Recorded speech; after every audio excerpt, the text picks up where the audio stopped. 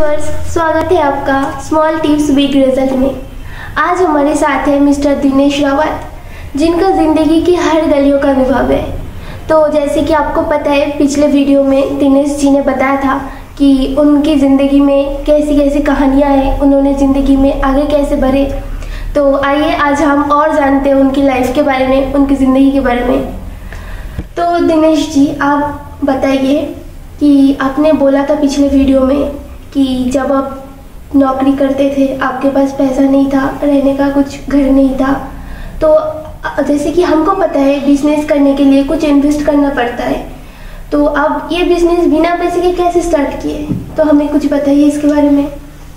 ऐसा है कि ये बिजनेस मैंने बिना पैसे के स्टार्ट किया, जिसका फाउंडेशन था कॉन्फिडेंस। मेरी वाइफ श्रीलंकन है, तो मैंने पहले क्या किया कि कुछ आइटम है जो श्रीलंका में नहीं मिलता है, कलकत्ता में मिलता है। जैसे उस समय कलकत्ता में रेडीमेड ब्लाउज मिलता था, अभी भी मिलता है, लेकिन श्रीलंका में नहीं मिलता था। इंडिया में रेडीमेड पेटीकोट मिलता है, श्रीलंका में नहीं मिलता है। तो इस तरीके से हम कुछ सामान यहाँ से श्रीलंका बैग में भर के ले जाते थे। कभी हम जाते थे, कभी हमारी वाइफ के साथ में जाती थी। और इसी तरीके से हम लोग कुछ सामान जो इंडिया में बिक्री हो सकता था, जैसे कुछ मसाले थे, लौंग, इलायची, ये सब हम कुछ ले आते थे। और इसी को आस्ते आस्ते आस्ते लोगों का कॉन्फिडेंस मेरे को मिलता गया। तो सबसे बड़ी चीज़ मैंने क्या देखा शुरू में कि अगर लोग पर आपके ऊपर विश्वास करने लगते हैं तो फिर आपके लिए आगे बढ़ना बहुत आसान होता है। तो वही मेरे साथ हुआ कि मैं जिसके साथ भी डील करता था, जो भी मेरा सप्लायर था, जो भी मेरा बायर था, सबके संग एकदम ऑनेस्ट डीलिंग होती थी, स्ट्रेट फॉरवर्ड। किसी को जो बोलना था, 13 बोलना था तो 13 बोलते थे, उसको 15-11 नहीं बोलते थे। तो इस तरीके से क्या हुआ कि मैंने देखा कि लोगों का मेरे ऊपर कॉन्फिडेंस बढ़ रहा है। फिर मेरे को आस्ते आस्ते श्रीलंका में लोग बाग बोलने लग गए, रावत जी हमको ये आइटम चाहिए, ये आप मेरे को इंडिया से ला के दे सकते हैं। तो बड़ा आइटम होता था तो मैं उस आइटम के सप्लायर के पास जाता था इंडिया में, और उनको बोलता था कि मान लीजिए नट बोल्ट का कोई चीज़ है, कि नट बोल्ट का एक इंक्वायरी है हमारे पास, तो अगर आप इसको एक्सपोर्ट कर सकते हैं तो आप एक्सपोर्ट कर दीजिए, और उसमें मेरे को कमीशन मिलता था। तो इस तरीके से इंडिया वालों जिनको श्रीलंका से कुछ चाहिए था, तो इस तरीके से मैं उनको कनेक्ट करता था। और मेरे को आइडिया तो कुछ था नहीं, बड़ा ईमानदारी से नेचुरल तरीके से करता था। और वही आस्ते आस्ते बढ़कर के जो है मेरा श्रीलंका में काम स्टैब्लिश हो गया। कलकत्ता में एक छोटा सा ऑफिस बना लिया, और वो बहुत छोटा सा ऑफिस था। मेरा जो पेरेंटल मकान है कलकत्ता में, उसमें 10 बाई 10 का एक रूम था। तो उसमें मैंने अपना ऑफिस चालू किया। एक लड़का रखा जो कि एकदम नया फ्रेशर था, वो इंग्लिश तो 2, हिंदी भी नहीं बोल सकता था, बंगला बोलता था। और इस तरीके से आस्ते आस्ते आस्ते चालू किया। लेकिन बहुत जल्दी लोगों को मेरे ऊपर भरोसा हो गया, इंडिया में या वहाँ पे दोनों जगह भरोसा हो गया। तो वो मेरा फाउंडेशन रहा आगे बढ़ने का, और उसके बाद तो फिर बहुत बढ़ गया आगे। तो इस तरीके से शुरुआत हुआ। सर, आपने बोला कि आपने एक छोटा सा रेसिडेंशियल रूम से स्टार्ट किया है। हाँ। फिर आगे जाके इतना बड़ा हो गया, मतलब आपने कुछ टेक्निक यूज नहीं किया, ऐसे ही हो गया?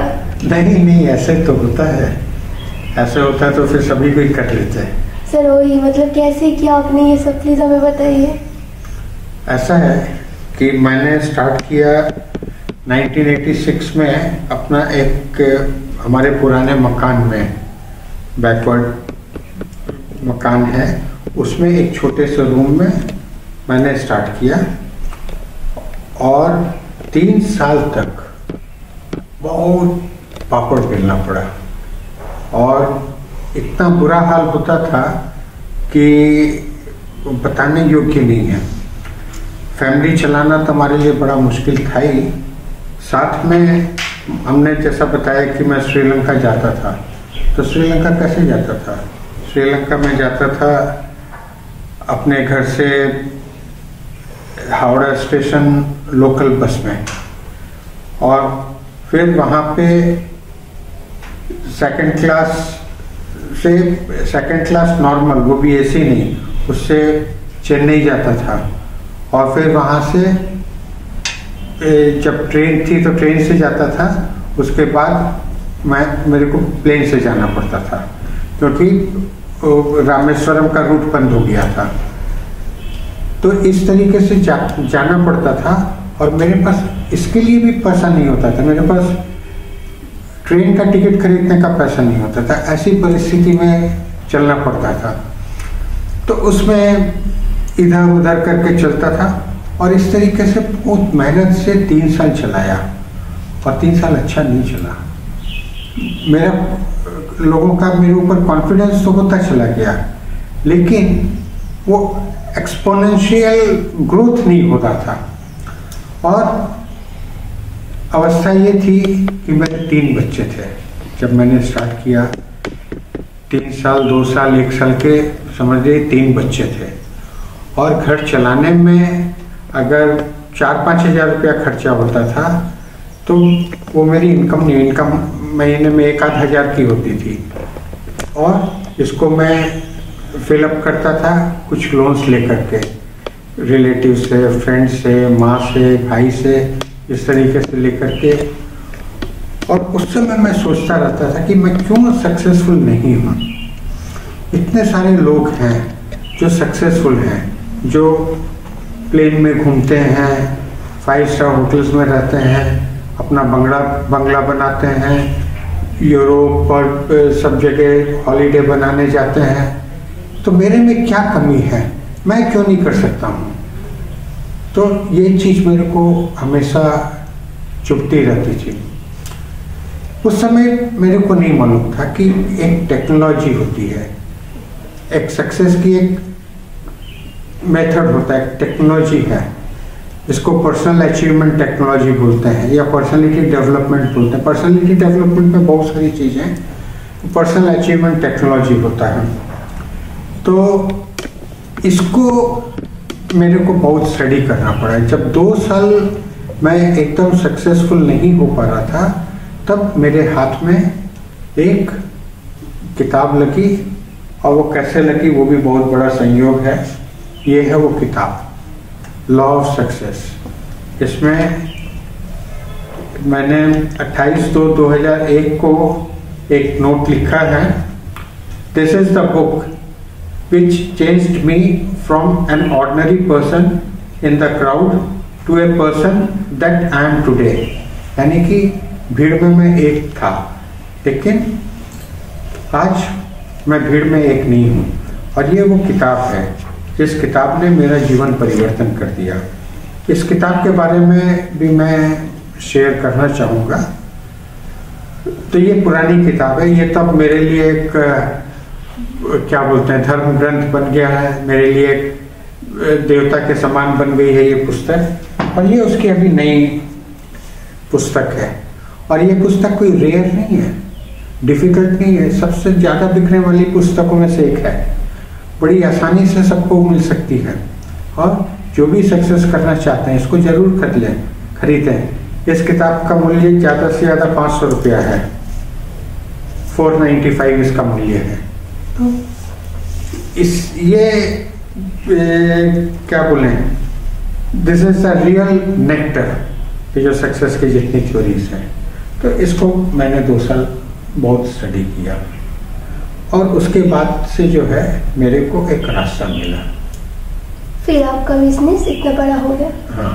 तो सर, जब आप अपने बिजनेस को इतना बढ़ाने के लिए इतना सब कुछ किया, 2 साल अपने स्टडी भी किया है, तो फिर आपने ये बिजनेस छोड़ के ये प्रोजेक्ट ग्लोरीज ऑफ इंडिया, इसमें क्यों आ गए?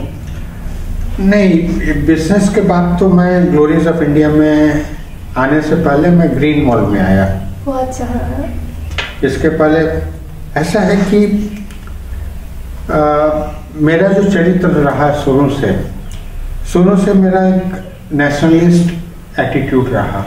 जब मैं छोटा था तो जब मेरे से लोग बाग पूछते थे कि तुम बड़े होके क्या करोगे, तो उस समय मेरे को लगता था कि देश सेवा का सबसे बड़ा काम आर्मी में जाना है, क्योंकि उस समय जब मैं छोटा था तो उस समय इंडिया चाइना वॉर हुआ था और इंडिया बुरी तरीके से हार गया था। तो उस समय एक जज्बात था कि मेरे को आर्मी में जाना और वही देश की सबसे बड़ी सेवा है। मेरे को और किसी सेवा का तो आइडिया नहीं था। वो छोटे में पिक्चर देखते थे, हकीकत पिक्चर थी, मेरे वतन के लोगों, ये सब गाना सुनते थे तो बड़ा जज्बात होता आर्मी में जाएंगे। लेकिन आस्ते आस्ते जब बड़े हुए तो हम लोग आर्मी के लोग नहीं हैं, हमारे परिवार में कोई भी आर्मी में नहीं है। हम लोग बेसिकली बिजनेसमैन हैं और या कुछ मिलेंगे जो नौकरी करते हैं बड़ी बड़ी कंपनी में। तो मैं जब बड़ा हुआ तो फिर मेरे बड़े भाई साहब ने, पिताजी ने बताया कि नहीं, देश की सेवा करना सिर्फ आर्मी में जाके ही नहीं हो सकता है। देश की सेवा करने के बहुत सारे रास्ते हैं और सबसे बड़ी चीज है कि जो काम भी हम सच्चाई से, दिल से, लगन से करेंगे वही देश की सेवा है। आज देश को हर सेवा की दरकार है, हर मैन पावर की दरकार है, हर एफिशिएंसी की दरकार है। तो वो मेरी अपब्रिंगिंग थी। तो जब मैं 16-17 साल का हुआ, हायर सेकेंडरी की परीक्षा दी और उसके बाद मैं अपना कॉलेज में भर्ती हुआ। तो कॉलेज में जब भर्ती हुआ तो मेरे बहुत सारे मित्र थे जो विदेश में जाने के लिए सब तैयारी करते थे। उस समय विदेशों में बहुत नौकरियां मिलती थी, मिडिल ईस्ट के अलावा USA वगैरह ये सब में भी जाने की बहुत अपॉर्चुनिटी। लेकिन मेरे दिल में कभी नहीं आया कि इंडिया छोड़ के कहीं जाना है। तो शुरू से मेरा इस तरीके से रहा। ठीक है सर, हम आपकी कहानी आगे और भी सुनेंगे। तो ये स्मॉल टिप्स बिग रिजल्ट है। हमने आपको इसीलिए यहाँ पे बुलाया कि आपने जैसे अपने लाइफ में इतने सक्सेस पाए हैं, तो हमारे व्यूअर्स के लिए भी आज कुछ टिप्स दे दीजिए ताकि उन लोगों भी जो सक्सेस करना चाहते हैं अपनी लाइफ में कुछ सक्सेस पाए आपकी टिप्स से। बहुत अच्छा। ऐसा है कि सक्सेस के जो टिप्स हैं वो ऐसा नहीं है कि एक कैप्सूल है और हम दे दें कि इसको खा लो। तो एक टिप दे देंगे तो उससे सक्सेस नहीं होगा। एक टिप से अगर सक्सेस होता तो रोज हमारे पास व्हाट्सएप में 100 टिप्स आते हैं, सब कोई कुछ ना कुछ टिप्स भेजता रहता है। तो सिर्फ टिप्स से नहीं होगा। तो मैं आपको यहाँ पे एकदम सही सटीक तरीका बताऊंगा कि किस तरीके से एक कैरेक्टर, मेल या फीमेल, किस तरीके से अपनी जिंदगी को ग्रूम कर सकता है। मैं क्या बोलता हूँ कि एक व्यक्ति तैयार होता है, वो ये नहीं है कि माँ के पेट से जन्म ले लिया, माँ ने उसको पाल पोस के बड़ा कर दिया, स्कूल में भेज दिया, कॉलेज में चला गया और वो तैयार हो गया। नहीं, वो डिग्री से तैयार नहीं होता है, वो क्वालिफिकेशन से तैयार नहीं होता है। ये एक मूर्ति की तरह से है। हम लोग देखते हैं कि पत्थर की मूर्ति है, संगमरमर की मूर्ति है, बड़ी सुंदर मूर्ति है। तो ये क्या सिर्फ पत्थर को किसी ने कर दिया हो गया? नहीं, उसके पीछे जो चित्रकार है वो 6 महीना 1 साल लगा करके छोटा छोटा बड़ी बारीकी से उसको छेनी हथौड़ी से या और दूसरे टूल से बनाता है। तो जीवन को बनाने के लिए इस तरीके से हमको तैयार करना पड़ता है।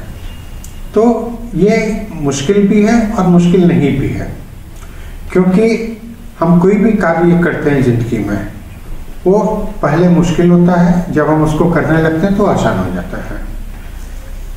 तो आज के दिन मैं यही टिप देना चाहूँगा कि भगवान ने सबको इक्वल अपॉर्चुनिटी दी है, क्योंकि सबसे बड़ी अपॉर्चुनिटी होती है मनुष्य की समय और बुद्धि। तो ये भगवान ने किसी के संग कोई नाइंसाफी नहीं की है, सबको सही समय और बुद्धि दी है। अब इसको कौन कैसे यूज करता है, तो इसके पीछे भी बहुत कुछ है।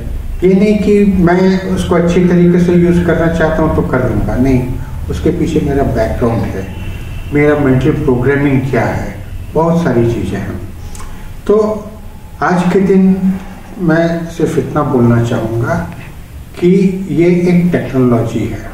जिस तरीके से आप कंप्यूटर रिपेयरिंग की क्लास सीखते हैं, क्लास में जाते हैं, सीखते हैं, 6 महीने 1 साल की क्लास होती है। कोई भी चीज़ आप जाते हैं, आप डॉक्टर की पढ़ाई करते हैं, आप 4 साल पढ़ते हैं, तो इसी तरीके से ये ज़िंदगी में सक्सेस होने के लिए एक स्टडी है, और ये स्टडी जनरली कहीं नहीं कराई जाती है। पहले तो इंडिया में तो कहीं नहीं थी, आजकल इंडिया में पिछले समझिए 15 साल से 10-15 साल से बहुत सारे मोटिवेशनल स्पीकर्स आ गए हैं। बहुत अच्छी बात है, वो लोग मोटिवेशन के ऊपर बड़ी बड़ी क्लासेस कराते हैं, उनकी फीस भी काफ़ी ऊंची होती है। लेकिन अभी भी कोई ऐसा पक्का इंस्टीट्यूट मेरी नज़र में नहीं है जहाँ पे एक बच्चे को एडमिशन लेकर के उसको सारे टिप्स बता दिए जाए।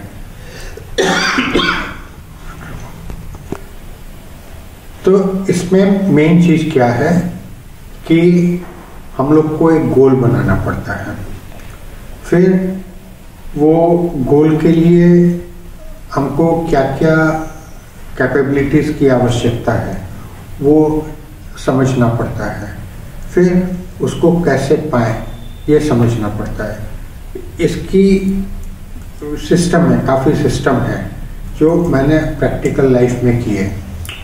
इसका एक स्वॉट एनालिसिस होता है कि मान लीजिए मैं यहाँ पे जाना चाहता हूँ, यहाँ मैं मान लीजिए एक चैम्पियन क्रिकेटर बनना चाहता हूँ, तो चैम्पियन क्रिकेटर बनने के लिए मेरे में क्या क्या क्वालिटी चाहिए, उस क्वालिटी में क्या क्या मेरे पास है और क्या क्या नहीं है, जो नहीं है उसको मैं कैसे पाऊँगा, और उसको पाने के लिए मेरा क्या कोर्स ऑफ एक्शन रहेगा। तो इस तरह की कई चीज़ें हैं। तो सबसे पहले मैं बताना चाहता हूँ कि ये एक सिस्टमेटिक कोर्स है, इसमें सिर्फ एक चीज़ नहीं है, इसमें बहुत सारी स्किल्स हैं। इसमें सोचने का तरीका है, पॉजिटिव मेंटल एटीट्यूड है, सबकॉन्शियस माइंड को यूज़ करना है, अपनी पावर टू स्पीक, किससे कैसे बात करना है, ये सब बहुत सारी चीज़ें हैं।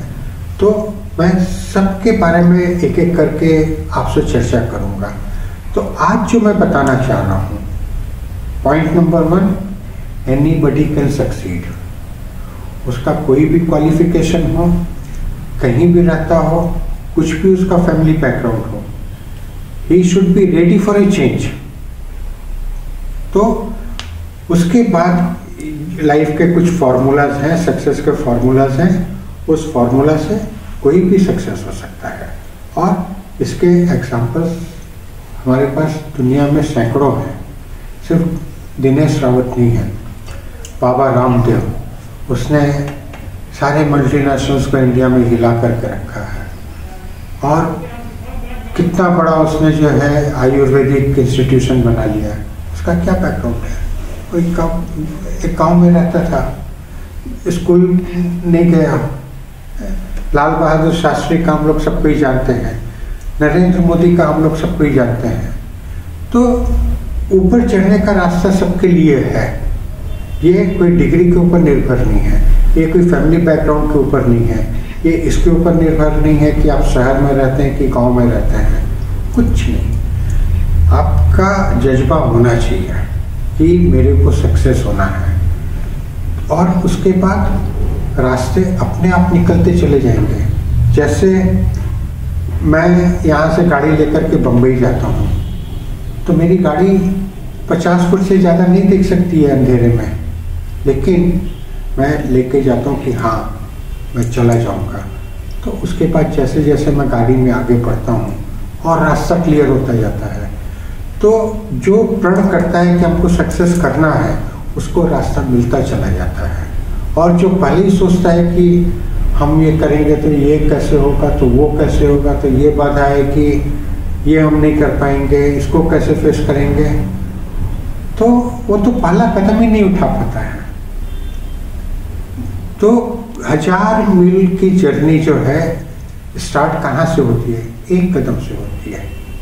एक कदम, फिर 2 कदम, फिर 3 कदम, फिर 4 कदम, और इस तरीके से हजारों कदम हम लोग चल जाते हैं।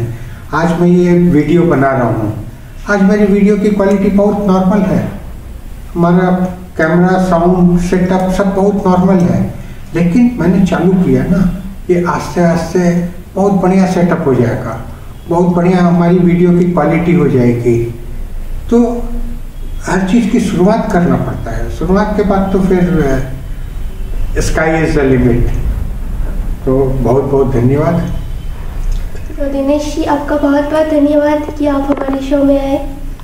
तो व्यूअर्स, दिनेश जी ने जितना सारा कुछ बताया सक्सेस के लिए, तो आप भी आपके लाइफ में ये प्रयोग करें और आपका पहला कदम उठाइए ये स्मॉल टिप्स से बिग रिजल्ट पाने के लिए। तो और आपको ये वीडियो कैसा लगा ज़रूर कमेंट करके बताइएगा। हमारे चैनल को सब्सक्राइब कर देना और नोटिफिकेशन बेल को ज़रूर दबा देना। मिलते हैं अगली सीरीज़ में, तब तक के लिए स्टे होम स्टे सेफ। नमस्ते।